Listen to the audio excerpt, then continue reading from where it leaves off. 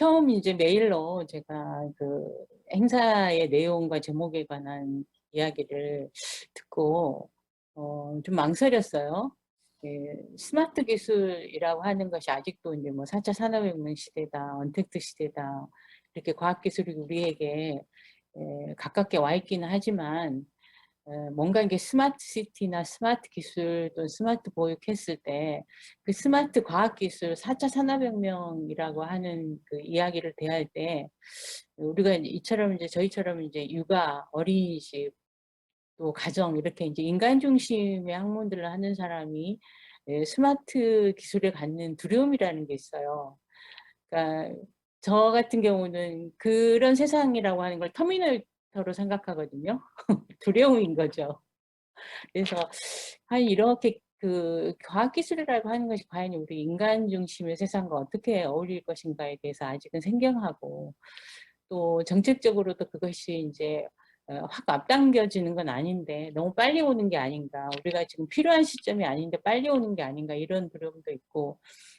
그래서 도대체 이제 이런 키노트를 내가 이제 기존에서 어떻게 해야 되나라는 부분들이 있었는데, 그럼에도 불구하고 우리가 어린이집 보육과 관련된 이 급속한 변화들에 관해서 우리가 함께 생각해 보는 그런 기회이기 때문에 제가 나름대로 준비는 하였는데, 일단은 저는 이제 지금 제가 말씀드릴 수 있는 것은 현재 이제 우리나라의 전체적인 육아 정책이라고 하는 것에 관한 내용들을 말씀드리면서 그런 부분들이 어떻게 그 기술적인 측면과 만날 때 어떤 식으로 구현되는 것이 바람직한가에 대한 이야기를 제 나름대로의 수준에서 말씀드릴 수 있을 것 같아요. 왜냐하면 그것들이 아직은 정책적이거나 학문적으로 그 합의가 이루어졌다라기보다는 지금 뭐 국토연구원이라든가 이런 기관과 저희가 이제 한두 번 정도의 그 정책 연구를 시행해 본 적은 있어요. 그것도 이제 스마트 보육법이 아니라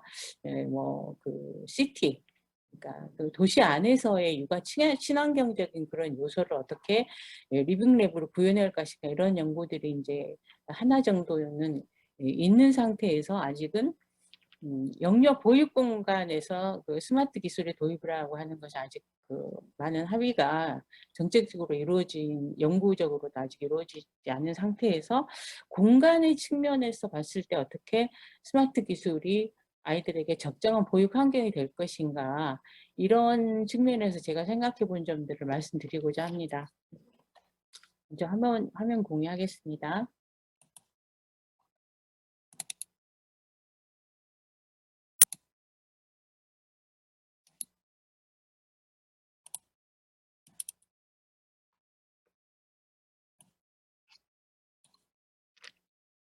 화면 보이시나요?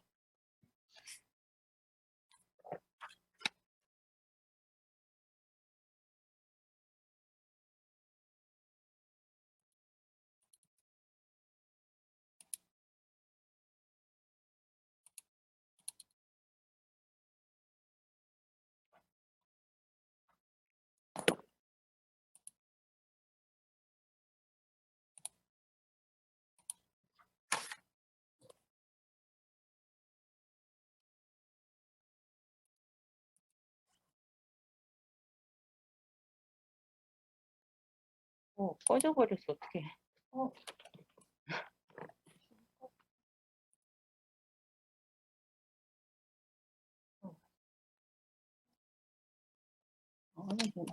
하는 동안 저희 제 이야기 들리시나요? 네, 잘 네. 들립니다, 원장님. 네, 예. 네, 박사님. 네. 화면이 두 개다 보니까 좀 헷갈렸습니다. 아, 네, 네. 예, 다시 시작하도록 하겠습니다. 네, 네. 예. 예. 육아정책연구소는 2005년도에 그 우리나라의 어린이집과 유치원에 대한 그 기관 중심의 정책들에 대한 정부 정책 연구들을 하기 위해서 만들어진 연구소입니다. 지금도 주로 유치원과 어린이집, 교육과 복지부를 중심으로 한 국가정책 연구들을 실행을 하고 있는 그런 연구소입니다. 네, 오늘 제가 주로 이제 말씀드리고자 하는 그 연구의 내용들은 이제 정부의 육아정책 기조, 그리고 학교나 돌봄 공간에 대한 정책 방향이 어떤 것인가 이런 이제 그 말씀들을 드리고 그다음에 이 스마트 기술과 미래 사회의 돌봄이라고 하는 것들이 어떤 식으로 지금 우리나라에서 진행이 되고 있는가 또 육아 친화적인 그런 스마트 시티에 관한 연구들을 잠깐 말씀드리겠고요. 그다음에 이제 영유아의 보육 공간과 환경에 관한 이야기들을 제가 좀 말씀드리고 싶고, 그다음에 이제 제 나름대로 스마트 보육에 대한 그런 제언 사항들을 공간과 환경의 측면에서 한번 이제 말씀을 드리도록 하겠습니다.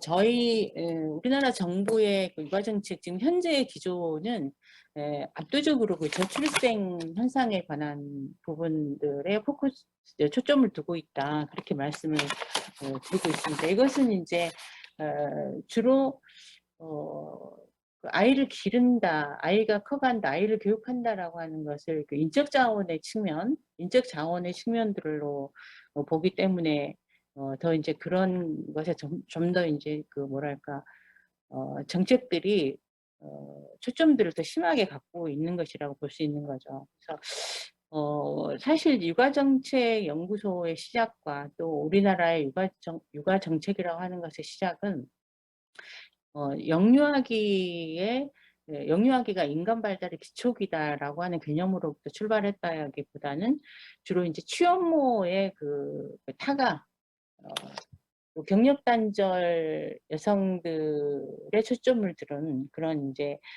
타가의 개념으로 시작됐다 이렇게 볼 수 있습니다. 이것의 차이는 특히 이제 우리나라는 90년대 그 어린이집들이 많이 이제 정부 지원들을 통해서 많이 이제 세워지고 하는 것들을 보면 이제 그렇게 정책들이 흘러가고 있는데요.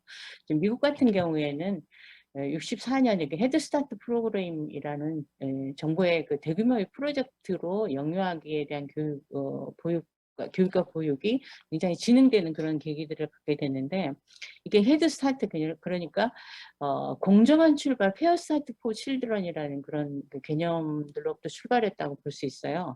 그러니까 그 나라의 고질병인 어떤 인종 문제, 그러니까 특히 흑인 아이들이 출발부터 공정하지 못한 그런 현상으로 인해서 나중까지 자기 삶에 있어서 굉장히 이제 힘든 질곡들을 많이 갖는다. 그래서 이 인종 문제가 본인 나라의 근본적인 아주 기저 문제였기 때문에 영유아 발달이 그러니까 영유아 시기부터 인간 발달의 기초 시기인 영유아 시기부터 그 공정한 출발을 하도록 하자. 특히 교육적인 측면에서. 그래서 이 저소득계층의 유아들에게 교육적인 환경을 개선시키기 위해서 주로 이제 그 가정 환경들에 대한 역량 강화, 그러니까 그 부모들이 본인들의 아이들을 키우는 역량을 강화하는 쪽으로 많이 정부에서 멘토링이라든지 이런 프로그램들을 많이 실시했다고 볼 수 있습니다. 그래서 영유아 시기가 인간 발달의 기초 시기고 무엇보다 그 이후의 교육보다는 영유아 시기에 투자하는 것이 훨씬 더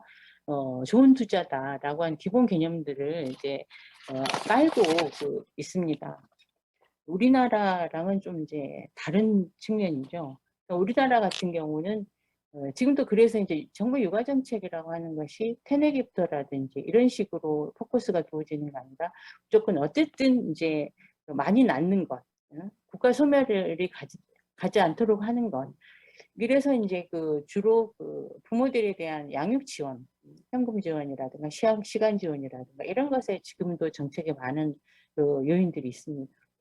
우리나라에 그럼에도 불구하고 우리나라 출산율은 계속 최저죠. 그래서 20년 합계 출산율이 이제 0.84까지 돼가지고 뭐 이제 국가 소멸을까지 가기까지 200년 남았다 이런 비관적인 얘기까지 하고 있습니다. 이제 하도 이제 그 저출생 하니까 이게 뭐 그냥 이제 그러려니 하는 정도까지 가는 것 같습니다.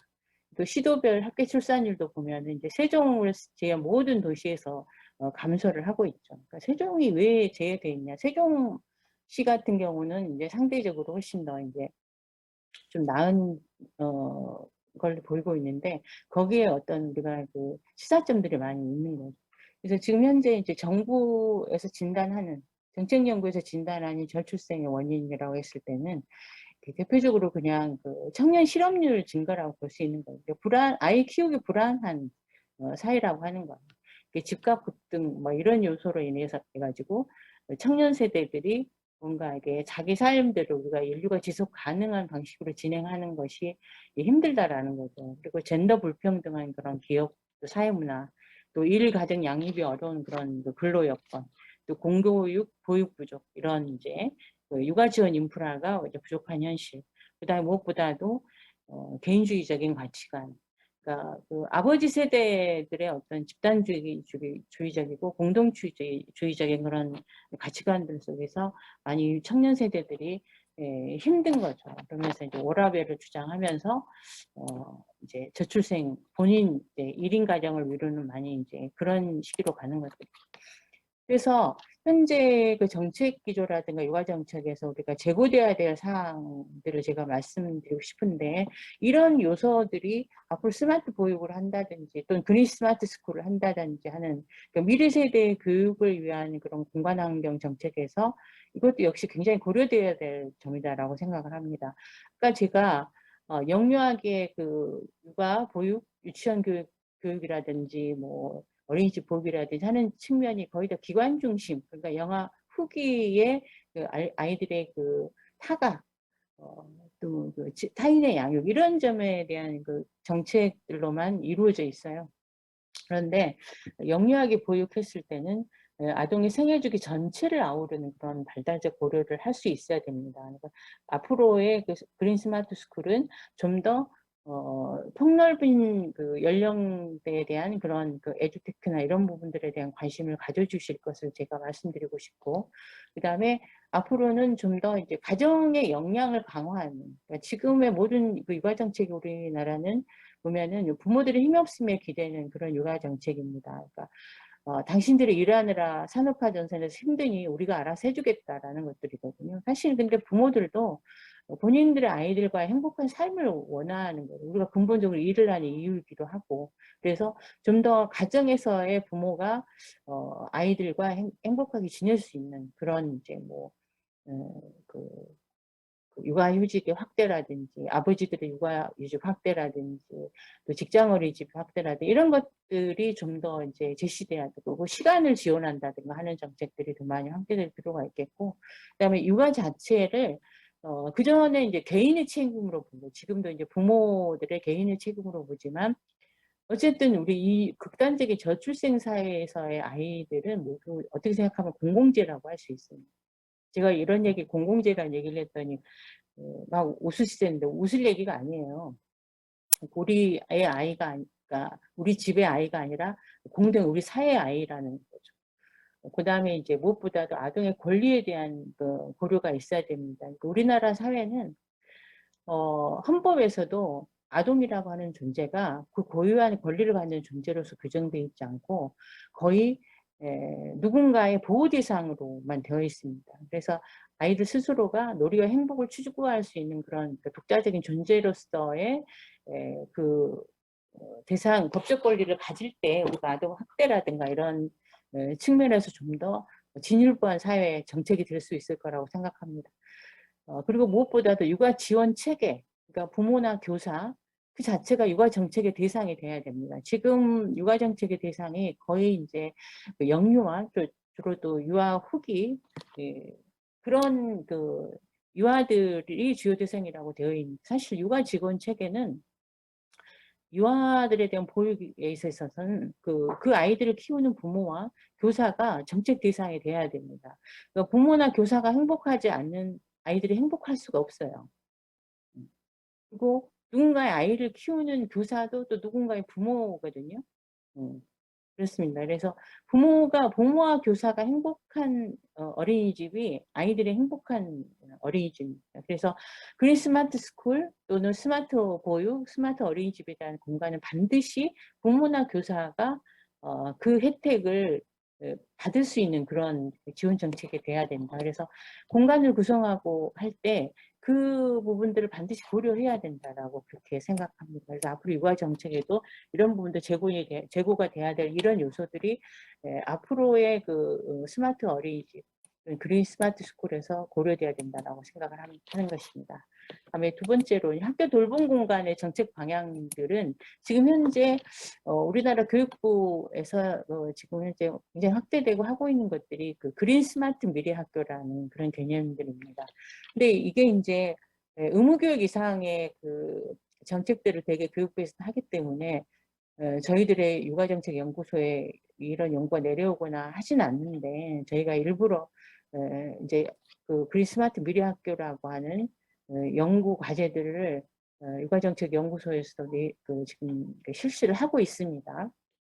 의무 교육이 아니지만 사실은 무상 교육과 보육의 형태를 가고 있기 때문에 연구소가 선제적으로 그런 부분들을 연구하겠다라고 얘기를 하고 있습니다. 그런데 우리가 무엇보다도 보육과 교육이라고 하는 것은 그 자체에서 돌봄이 있는 교육이기 때문에 그 공간 자체가 돌봄의 방식을 띠고 있지만 교육 과정의 내용들은 분명히 이제 우리가 인지를 하고 있어야 되는 것들. 그래서 그린 스마트 미래의 학교라든지 그린 스마트 보육 공간은 반드시 이 공간에서 성장해야 되는 아이들이 미래에 어떤 아이들인가라는 기본 그 인간관에서부터 출발해야 된다고 생각해요. 그래서 미래의 인재라고 하는 것들이 너무나 빠르게 변화하는 세상이잖아요, 지금. 그리고 우리가 예측할 수 없는 그런 사회에서 살아갈 수 있어요. 그리고 우리가 성장해온 그런 바탕과 너무 다른 그 세상을 살아가고 있는 아이들인 거죠. 그러니까 우리가 부모들이 울면 사탕 주는 세상에서 컸지만 요즘 아이들은 아이들이 울면 부모들이 태블릿을 주죠. 아이패드나 갤럭시 패드를 줍니다. 그게 너무 다른 아이들인 거죠.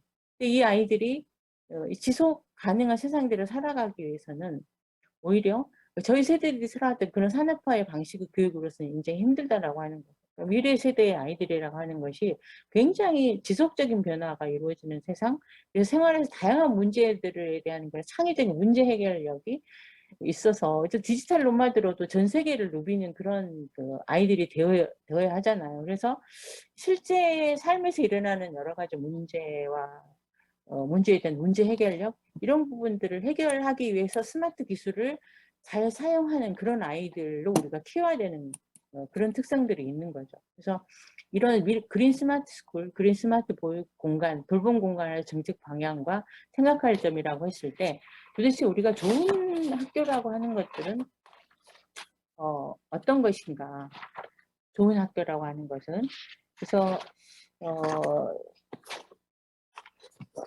아까 말씀드린 것처럼 안전한 보호를 해야 되는데 우리가 보호와 육아니까 보호와 교육이니까 이 보호와 교육을 할 때 아동도 물론이지만 교직원들의 정서적인 안전한 보호 이것들이 같이 따라와야 된다. 그래서 미래의 학교 공간에서는 부모와 교사를 반드시 고려한 홀딩 인바이러먼트 그러니까 정서적으로 안아주는 환경이어야 된다. 이렇게 개념들을 가지시는 것도 필요하다고 생각하고 또 다양한 활동이 가능한 그런 공간이어야 된다. 그래서 아이들이 기본적으로 한 놀이가 학습이기 때문에 이와들의 경우는 학습을 놀이로 하기 때문에 그 놀이를 통해서 자기들이 여러 가지 신체적이고 시각적이고 예술적이고 이런 리터러시를 구현해가는 그런 다양한 활동이 가능한 공간이 하고 또 여러 다양한 교육과정의 요구를 다 지원하는 그런 공간이어야 된다. 그리고 무엇보다도 스마트 스쿨이나 스마트 기술이 가능한 것들은 개별화, 학생들의 개인차를 고려할 수 있는 그런 이제 그 활동이 가능한 그런 발달을 지원하는 그런 스마트 기술이 되었으면 좋겠다라는 것이 제가 가장 큰 방점을 두고 싶습니다. 그러니까 아이들의 개인적인 데이터가 쌓일 수 있기 때문에 이 데이터가 굉장히 발전할 것이라고 하는 거죠. 그러니까 지금은 보면은 그냥 아이들의 단순한 움직임이지만 그것들이 좀 더 이제 뭐 거버넌스를 통해서 어떤 뇌과학이라든지 신경과학이라든지 뭐 이런 그 재활과 관련된 그런 이제 여러 가지 감각 통합이라든지 이런 학문과 결합한다고 했을 때는 개인이 가질 수 있는 누적적인 장애라든가 뭐 이런 그 영유아 시기에는 굉장히 그런 부분들이 잘 드러나지 않잖아요. 근데 이제 그런 부분들을 캐치하고 그 개인에게 맞는 메디에이션 중재를 할 수 있는 정도까지 스마트 기술이 반응한다면 정말 스마트 스쿨이 될 거라고 생각하고 정말 스마트한 학교가 되지 않을까, 돌봄 공간이 되지 않을까 그런 것들을 생각해 보는 것입니다. 그래서 스마트 기술이 그런 개인의 욕구와 결합할 수 있는 그런 과학기술까지 진보할 수 있으면 정말 인간 중심의 공간이 되지 않을까 그렇게 생각합니다. 그 다음에 지역사회와 상황, 지역사회 상황이라든가 요구와 연결된 그런 디자인을 했으면 좋겠다. 그러니까 그 사회의 문화라든가 구성원이라든가 이런 구성에서 뭐 다문화적인 것들을 더 고려해야 되느냐, 취약계층을 더 고려해야 되느냐, 연령 통합을 더 고려해야 되느냐. 뭐 연령 통합 같은 경우는 좀 이제 농어촌 산촌이라든가 이렇게 아이들이 많이 없는 그런 공간이겠죠. 그런 그 요구들을 담아낼 수 있는가 스마트 스쿨이. 그다음에 무엇보다도 뭐 가족이 상호적인 그런 메시지를 할 수 있나. 이런 것들을 통해서 안정된 애착 기반을 그러니까 타인의 양육을 뛰어넘는 그런 안정된 애착 기반을 가질 수 있는 그런 스마트 기술이 될 수 있다면 정말 인간 중심의 스마트 기술이겠다 싶고 또 이제 무엇보다도 생태적인 감수성과 결합할 수 있는 학교 돌봄 공간이 앞으로 기후라든가 환경 문제라든가 이런 것들을 볼 때 되겠다 이런 그런 이것이 제가 제 이야기에 다를 담을 수는 없겠지만 러프하다고 볼 때 이런 측면의 요소들이 돌봄 공간에서 구현이 되지 않을까 이렇게 생각이 듭니다. 그다음에 이제 아까 제가 잠깐 빼먹은 것들이 있는데 중요한 건 있습니다. 아까 이제 정부의 육아정책 기조에 대해서 저출생이라는 얘기만 하고 배경은 그런데 현재 정부의 육아정책 방향은 격차 해소입니다. 격차 해소가 키워드라고 볼 수 있어요.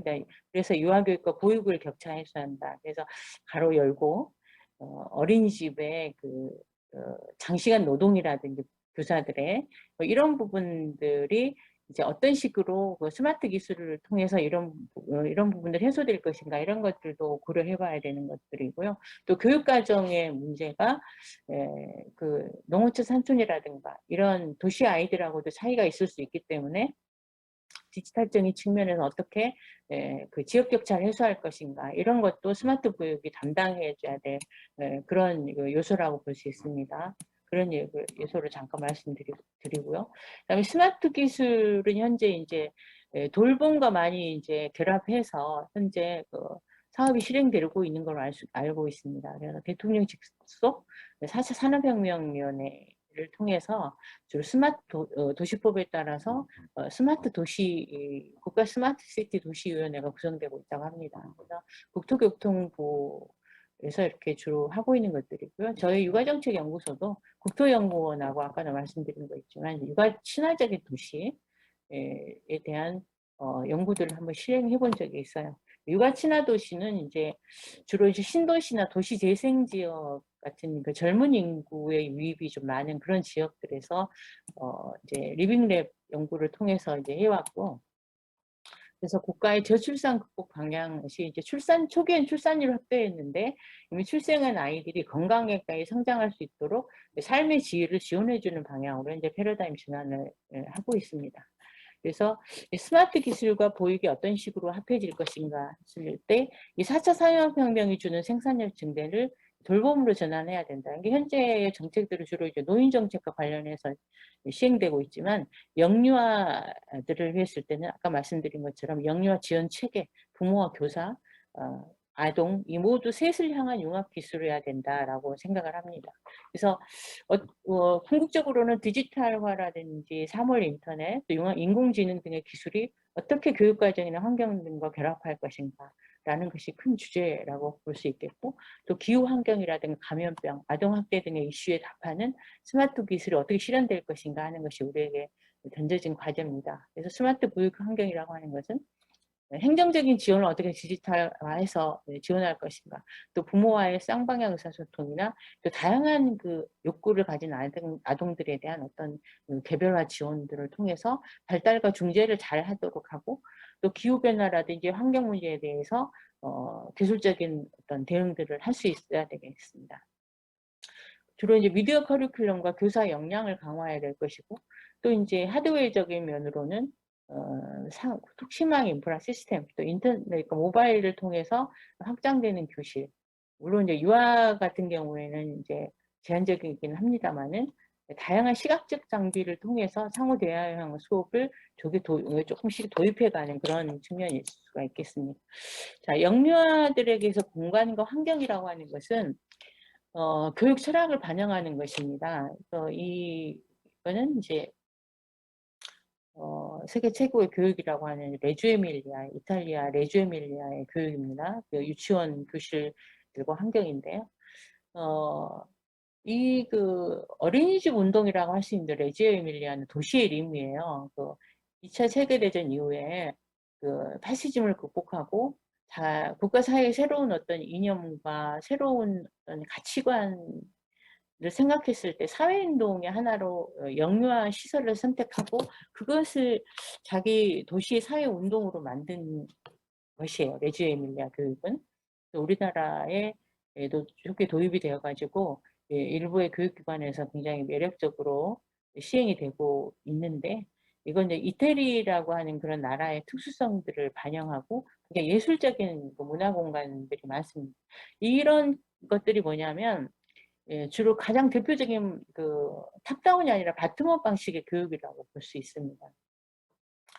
근데 이제 그 교육 철학의 반영이라고 하는 게, 그러니까 도대체 교육과 보육과 어린이들이 삶 속에서 공간 속에서 있다라고 하는 것을 어떻게 정의할 것인가, 어떤 존재가 되어야 되는가라는 근본적인 철학의 다름이죠. 그러니까 레주 에밀리아 교실은 굉장히 예술적이고 또 중앙 공간이 많습니다. 그러니까 우리처럼 편복도식으로 되어 있잖아요. 우리나라 교실들 같은 경우에는 이런 식으로 편복도로 정의되어 있고, 뭔가 선생님이 얘기하고 아이들은 뭔가 그 얘기를 이제 수동적으로 그냥 수용하는 그런 부분들로 많이 공간들이 되어 있죠. 그래서 우리가 스마트 학교 또는 영유아를 위한 새로운 보육 공간을 생각했을 때 환경과 공간을 굉장히 그 자체가 하나의 교사다라고 생각을 해야 돼요. 교육의 가치관을 대변하고 있고, 지금 현재 육아하기 좋은 환경의 조성이라고 하는 것은 모든 아동의 페어 스타트라는 측면에서는 굉장히 중요한 과제입니다. 그래서 우리가 새로이 우리나라를 이 저출생을 극복해서 우리가 새로운 교육을 세운다라는 관점으로 우리가 공간혁신을 하면 참 좋겠다, 그런 생각이 많이 듭니다. 교육시설의 공간은 학습과 발달을 어떻게 볼 것인가 하는 문제를 그대로 드러내고 있습니다. 그래서 스마트 보육 어린이집을 만든다고 할 때 저는 이참에 공간혁신에 관해 정말 많이 고민했으면 좋겠습니다. 보육시설의 공간은 사용자 모두에게, 교사와 부모 또 아동 모두에게 홀딩 인바이러먼트, 굉장히 안정애착을 가질 수 있는 그런 제2의 부모와 같은 그런 환경이어야 된다고 생각을 합니다. 그래서 스마트 보육에 대해서 제가 제언하고자 하는 점은 아까 제가 말씀드렸지만, 그냥 아동을 그냥 우리가 먹여주기만 하면 쑥쑥 커서 미래에 어떤 도량이 돼야 되는 그런 인적 자원으로만 볼 것인가, 뭔가 스스로 자기를 실현하고 그 안에서 자기 스스로를 만들어가고 상호작용해갈 수 있는 그런 굉장히 능동적인 존재로 볼 것인가, 또 보육시설을 무엇으로 볼 것인가, 그냥 교실로 볼 것인가, 지역사회, 교육사회 어떤 네트워크로 볼 것인가, 이런 것의 차이에 따라서 공간이 굉장히 달라진다고 생각을 합니다. 그 다음에 영유아들의 발달에 적합한 공간과 활동이었으면 좋겠습니다. 그래서 놀이와 탐색의 길이 많이 이루어져야 되고, 또 이 시기에 기초적인 아이들의 발달이라고 하는 것은 무엇보다도 우리 인간은 감각을 통해서 자기를 만들어가는 존재고, 특히 영유아 시기는 우리의 모든 감각 기관을 통해서 뇌발달이 이루어지는 그런 시기이기 때문에 우리 모든 아이들의 감각 활동들이 충분히 이루어지도록 그런 발달을 할 수 있는 그런 몸 움직임이 굉장히 많아야 되는 그런 공간이라고 볼 수 있습니다. 그리고 그 몸 움직임을 가지고, 그런 데이터를 가지고 아이들의 발달을 지원하고 중지하는 그런 공간이 되었으면 좋겠습니다. 그리고 무엇보다 아까 제가 이제 탑다운이 아니었으면 좋겠다. 뭔가 그린 스마트 스쿨 해가지고 굉장히 사업적인 측면으로 뭔가 지어주고 그냥 너희들이 여기서 놀아, 이런 것들이 아니라 아까 말씀드렸던 육아 지원 체계들, 뭐 부모, 교사, 지역 공동체, 이 사람들이 도대체 이 육아 공간을 어떻게 만들 것인가 하는 것들에 대해서 굉장히 수기하고 또 수기 토론하고 그리고 그렇게 만들어 보는 그런 공간이었으면 좋겠습니다. 마치 어린이 도서관, 순천어에 있는 어린이 도서관, 기저귀 도서관 같은 경우에는 아이들이 만든 그런 공간들이거든요. 그래서 얼마나 사랑스럽습니까? 또 기후와 생명 변화, 환경의 문제를 고려한 그런 이제 사회가 구현되는 데는 그런 이제 공간을 구성해야 되겠고, 무엇보다도 이제 모든 학교가 사실 종일 학교화되어 가고 있습니다. 그래서 놀이와 탐색, 건강과 운동, 학습과 발달을 모두 고려해야 되는 그런 공간이 되는 거고, 그다음에 이 도시와 육아 공간이 서로를 어느 정도 서로 개방할 것인가. 그러니까 뭐 아동학대 문제도 있고 뭐 어떻고 하는데 어떻게 얼마나 서로 이렇게 데이터를 개방할 것인가 하는 문제도 합의해야 된다고 생각하고, 일률적으로 지정하는 것이 아니라 그 도시의 특성에 따라서 이루어진다라고 생각하고, 그래서 스마트 시티 리빙 레벨이라든가 이런 연구들이 스마트 보육에도 함께 이루어졌으면 좋겠고, 무엇보다도 함께하는 과정. 아까 제가 말씀드린 그 학문간의 가버넌스, 이게 굉장히 중요하다고 생각하고요. 그다음에 교육직원의 전문성 강화를 지원해야 되고, 학습 공간의 다양성에 기여해야 되고, 무엇보다 아까 말씀드린 교육의 개별화에 기여해야 되고, 또 학교와 가정이 협업돼야 된다고 생각합니다.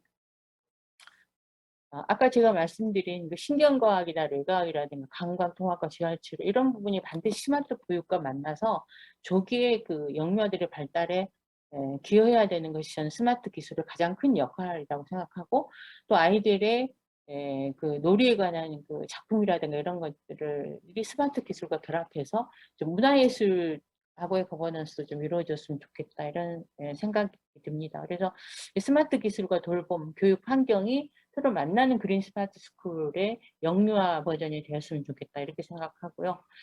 제가 아까 바텀업으로 이제 모든 것이 이루어졌을 때 사실 공간은 어떻게 생각하면 뭐 있어도 좋고 없어도 좋고 그런 것 같습니다. 1983년도에 독일에서 뭐 그린 뭐 슐레라 그래 가지고 그 녹색 학교 운동이라는 게 있었어요, 독일 같은 경우는. 그래서 이게 환경 교육 운동 사례거든요. 우리보다는 몇백 년은 앞선 것 같습니다. 이게 지금까지도 학교 운동장들에 대한 공간 혁신을 통해서 교육이 변하는 그런 거였습니다. 그래서 교육과 학생과 학부모가 서로 참여하는 그런 설계를 해서 운동장이 그 어떤 예술과 어떤 심리 운동적인 그런 테라피까지도 가능한 그런 공간까지를 그런 만들고 어 만들었던 그런 그 예들이 지금까지 400개 이상의 학교 공간을 혁신을 했습니다. 그래서 뭐든지 제가 우려하고자 하는 거는 그냥 이제 어떻게 생각하면은 정책에서 힘을 받으면 이게 이제 한꺼번에 뭔가 이렇게 하늘에서 내려오는 그런 공간이 아니었으면 좋겠다 하는 생각이 들어요. 그래서 마을이 원하는 그런 육아 공간을 만든다, 이런 개념이 필요하다고 생각하고, 또 공간 혁신과 스마트 기술이 함께 학교 공간 혁신과 스마트 기술이 만났으면 좋겠고, 단지 그런 스마트 기술이 배치되거나 전시되거나 하는 그런 공간만은 아니었으면 좋겠다 하는 생각이 듭니다. 제 발표는 여기까지 하도록 하겠습니다. 감사합니다.